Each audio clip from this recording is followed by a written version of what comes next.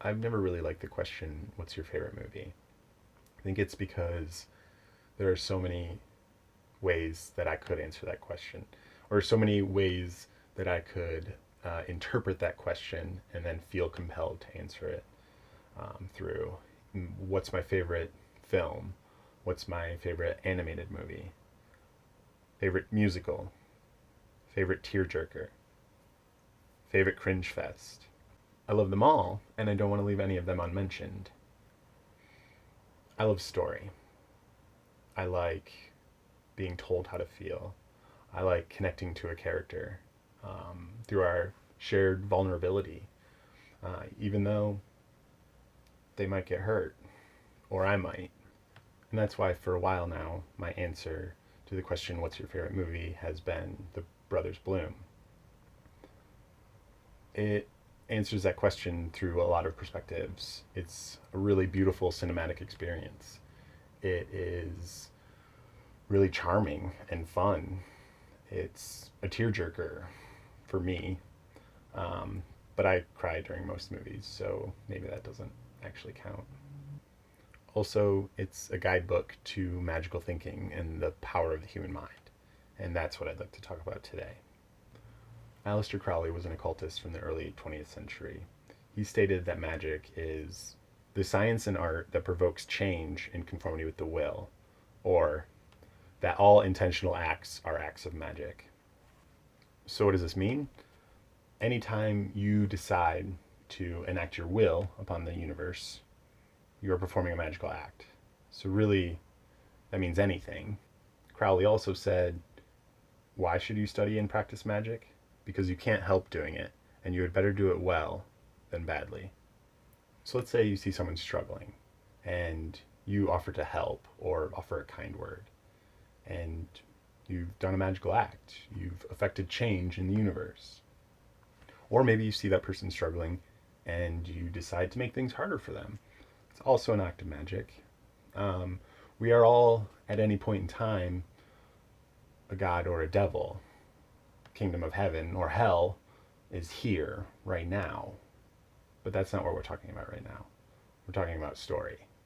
And a storyteller's story about storytelling. The Brothers Bloom. A story of two brothers, Stephen and Bloom, orphans who are shuffled around from home to home until setting out and becoming con men. It's a grifter story, but not really, because like most Rian Johnson movies, it takes the tropes of the genre and makes them feel fresh and new. I don't want to do an analysis of this movie and its story or its the filmmaking behind it, because that would make a really interesting video, but it's not necessarily the language that I use. I want to talk about what I see as the message behind the story, what this story is selling us, and what that means to me. As we join the brothers at the top of their game, we learn that Bloom is sick of living for Stephen's stories, sick of not knowing who he is, or sick of waking up next to people who don't know who he is, who only know him through Stephen's stories. These cons that Stephen has been pulling, the brothers have been pulling together since they were children. Stories that originally Stephen used to help Bloom talk to and interact with the children their age.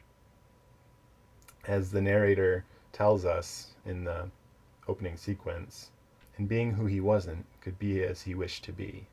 Bloom decides to leave Stephen, something we learn he has done several times before, telling his brother he wants an unwritten life. So he goes, and Stephen begins to plan a way in which to give this to his brother. To do this, Stephen offers his brother one last con in a secret attempt to try to get his brother to fall in love with their mark, Penelope. The con involves making her think the brothers are former antique smugglers who've since gone straight, and luring her into their former life of adventure by playing off of her life of isolation. Early in the second act, Penelope has a monologue that kind of sums up what I think this movie is selling us. Bloom is asking her about her childhood, and Penelope explains to him the reason for her isolated life. When she was a kid, her parents took her to a doctor to do one of those allergy tests on your back. And they learned that she was allergic to everything. So their house was sealed up and she was isolated. It wasn't until later in her adult life that they found out that she wasn't allergic to everything, or rather the alloy that the needles used to administer the test were made of. And then her mom gets sick and she decides to stay. Bloom asks her if she feels cheated by this, cheated out of a life, to which she responds, "The trick to not feeling cheated is to learn how to cheat." So I decided this wasn't a story about a miserable girl trapped in a house that smelled like medical supplies, wasting her life on a dying person she sometimes hated. No. This was a story about a girl who could find infinite beauty in anything, in any little thing, even love the person she was trapped with. And I told myself this story until it became true. Now, did this help me escape a wasted life, or did it blind me so I wouldn't want to escape it? I don't know. Either way, I was the one telling my own story. So no, I don't feel cheated. At all. This is narrative therapy. The therapy introduced to me by my therapist. Essentially, it's taking our story, transforming it from a weakness-based perspective to a strength-based perspective. Alchemy, lead into gold. This is magic, really powerful magic. Creating a change in the mind in accordance with the will. I used to struggle a lot with attachment in relationships, especially romantic ones. Anytime the status or the intensity of a relationship changed, I would usually react a bit dramatically. So instead of seeing myself as a weak person who wasn't able to feel love unless they were loved by someone else, I learned to see myself as someone who was overflowing with love. Love that I could direct towards myself. It is a very simple change, and not even really a change at all. But it opened a lot of doors for me, and it allowed me to change my relationship with self-love. And after that, the way that I handled my emotions and actions in relationships eventually changed. Bloom later tells Penelope, telling yourself stories to get something real is a trap. He's wrong, of course, and we're going to learn this, as will he. Because it isn't enough to just tell yourself the story. You have to believe it. And you have to believe it so much that you start to live it and feel it. It's not enough to just believe you live in a world of light and love. You have to live that and be it. Eventually we meet Diamond Dog, the mentor who taught the brothers everything they know. Things ended poorly between them, and still Diamond Dog offers Bloom redemption when Steven inevitably falls. He tells Bloom, you know, folks like us, you can always blink and realize it's a fiction. Like Peter walking on water, or Wile E. Coyote running off a cliff. If you look down in doubt, you fall. The price of our lives, the wax in our wings. And this is the trick and struggle of magic, of telling ourselves stories, to believe something so much that it becomes real, to tell a story so well that it becomes real. And the story goes on. The con and reality begin to sort of blend together and weave in and out in a way that's really kind of satisfying and fun, and not in like a smarmy Ocean's 11 kind of way, but to me in a really satisfying unfolding of a narrative. Like I said, I don't want to analyze it from a filmmaking perspective.